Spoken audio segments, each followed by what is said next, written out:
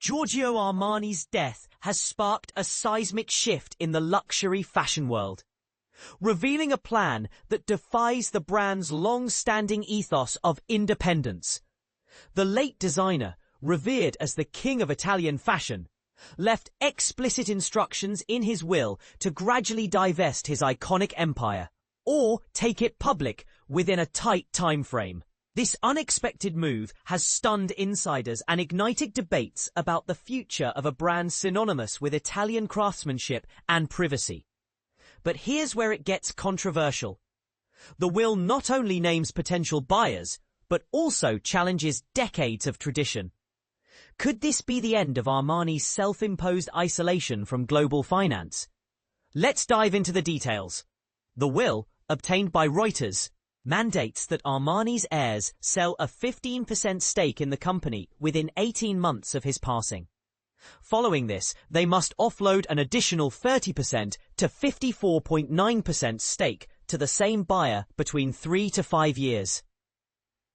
This phased approach ensures a measured transition of ownership while retaining some control. However, the priority buyers listed, luxury giant LVMH, beauty titan L'Oreal, and eyewear leader EssilorLuxottica, raise eyebrows. These French and Italian conglomerates are no strangers to high-stakes fashion deals, but their involvement signals a dramatic pivot for a brand that once rejected even the idea of stock market exposure.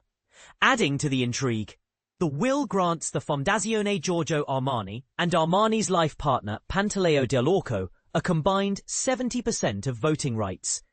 This ensures that even as shares are sold, the foundation and Dell'Orco retain decisive influence over the company's direction. The document also leaves room for an alternative path, an initial public offering, IPO, in Italy or another prestigious market. This dual strategy, sale or IPO, hints at a calculated effort to balance financial growth with creative autonomy. But what if the heirs or the foundation fail to comply? The will doesn't specify consequences, leaving room for legal or familial disputes. This ambiguity has sparked speculation. Will Armani's legacy remain intact, or could infighting jeopardize his vision? And this is the part most people miss. The will's emphasis on equal standing buyers.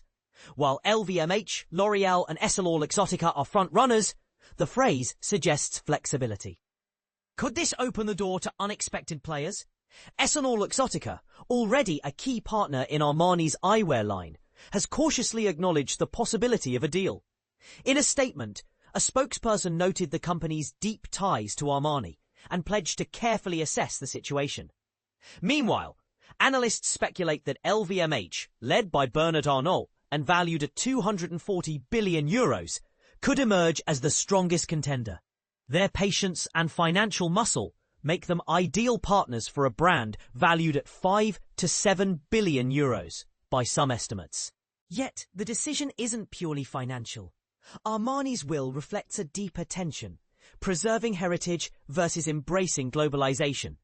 For decades, the brand thrived on its reputation for exclusivity and Italian identity. Selling shares to foreign conglomerates risks diluting that aura. Critics might ask, will Armani's creative soul survive under new ownership? Supporters, however, argue that strategic partnerships could fuel innovation in a slowing luxury market. The will also outlines a complex share structure with 6 classes of stock carrying varying voting rights.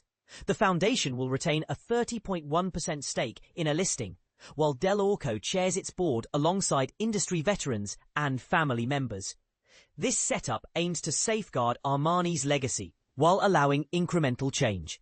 As the fashion world watches, one question looms.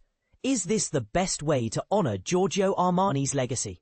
Would an IPO or sale truly honor his vision, or does it risk transforming a cultural icon into a commodity? We'd love to hear your thoughts. Do you think this move is a smart strategy, or does it undermine the brand's identity? Share your views in the comments below.